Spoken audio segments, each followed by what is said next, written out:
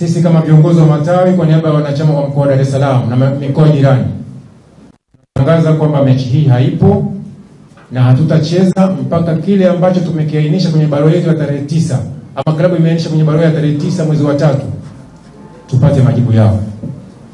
Lakini pia ukumbuke kwamba bodi ya ligi walieleza kwamba waliahirisha mechi hii ya dabi baada ya kugundua kwamba kuna viashiria vya uvunjifu wa amani.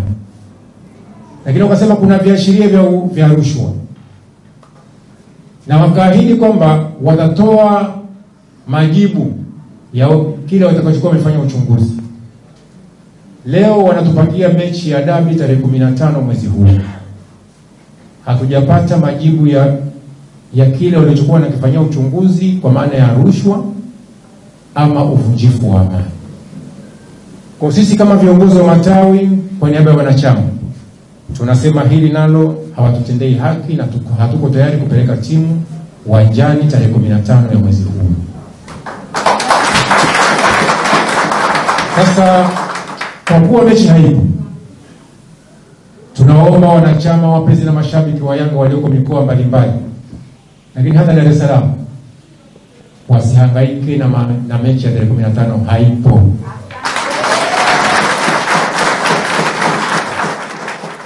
Hatuyasemi haya kwa sababu hawa viongozi tumewaweka sisi. Sisi hatuwaambii bodi ya ligi wala hatuwaambii TFF. Viongozi wetu tumewaweka sisi. Na tushawaandikia barua kimaandishi.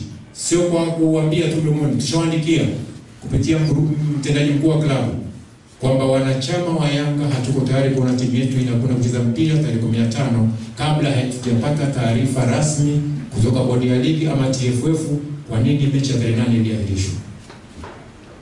Lakini pia tunaiomba serikali kwamba waiangalie TFF na bodi ya ligi. Tunajua kanuni za FIFA, sheria za FIFA haziruhusu serikali kuingia kwenye mambo ya mpira.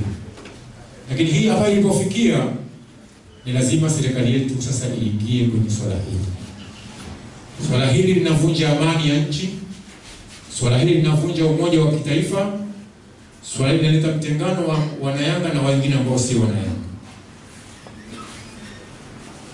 Tulimlalamikia rais wa TFF hasa baada ya kurudi. Tulitegemea kwamba rais wa TFF atasimama kati ya Yanga na bodi ya ligi.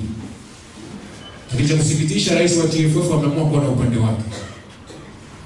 Badala ya kuwaita Yanga na bodi ya ligi kuona kwamba kuna nini kinachoendelea, ameamua kuwakandamiza Yanga kwa kuwa na upande mmoja bila hata kuwasikiliza Yanga.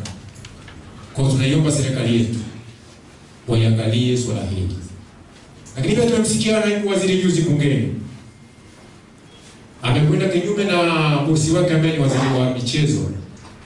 Waziri alipoulizwa swali hili kabla ya naibu, alieleza kwamba swala la dabi ni swala la TFF na bodi ya ligi. Lakini tumesikitishwa na kitendo cha naibu waziri juzi bungeni akieleza kwamba dabi ipo na itachezwa kwenye uwanja wa Benjamin Mkapa, wakati yeye si mpangaji wa ratiba na haimhusu. Tunaiomba serikali pia kwa matamshi ya baadhi ya viongozi wa serikali yanazidi kuamsha hasira na morali ya wanayanga kwamba kwa nini serikali yote ikiye kwamba lazima mechi ichezwe. Kwa nini waseme lazima mechi ichezwe? Kwa nini Yanga hatusikilizwe? Sasa sisi kama wanayanga wa mkoa wa Dar es Salaam tumedhamiria kwamba tutapeleka timu na tunawaagiza viongozi wetu wasifanye hivyo. Tuko tayari kwa hatua yoyote ambayo tunaona inafaa kwetu. Kama wakiona Yanga kuna makosa, tuchukuliwe hatua kwa mujibu wa kanuni wazozoweka.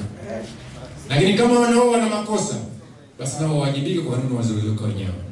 Hatuko tayari kuona timu yetu inakwenda kucheza mpira tarehe 15 kabla hatujapata kile ambacho tumekiomba tukipata.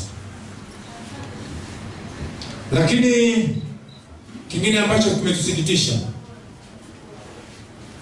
ambacho leo tumepata nafasi ya kukizungumza hapa mbele ya waandishi wa habari, ni kitendo kilichofanywa na wenzetu, watani zetu kwenye fainali waliocheza kule Zanzibar.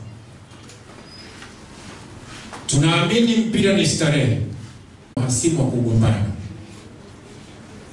Lakini juzi baada ya kauli za viongozi wao, tuliona jinsi gani wanayanga walivyodhalilishwa pale Zanzibar. Mtu anadhalilishwa mbele ya familia yake, jezi zinachanwa, watu wanapigwa, wanatolewa uwanjani eti tu kwa sababu wamevaa jezi za Yanga. Lakini cha kusikitisha kwamba hakuna mwenye mamlaka aliyesimama kukemea swala hilo mpaka leo. Hatujawahi kusikia kauli ya TFF ya kulaani tukio lile. Tunawapongeza viongozi wetu kwamba viongozi wa klabu walishatoa tamko la kulaani kitendo kile, na ndiyo kauli yetu kwamba tunadhani kwamba wenzetu wanatuona sisi ni wapangaji na wao ndio wenye nyumba. Tunaamini swala hili wangefanya Yanga tushachukuliwa hatua. Na wakumbushe kwamba aliyekuwa msemaji wetu hapa zamani Jerry Muro aliwahi kutangaza kwamba hatuwahitaji Simba kuja uwanjani wakati Yanga inacheza na TP Mazembe uwanja wa Benjamin Mkapa. Alichukuliwa hatua na shirikisho na akapewa adhabu.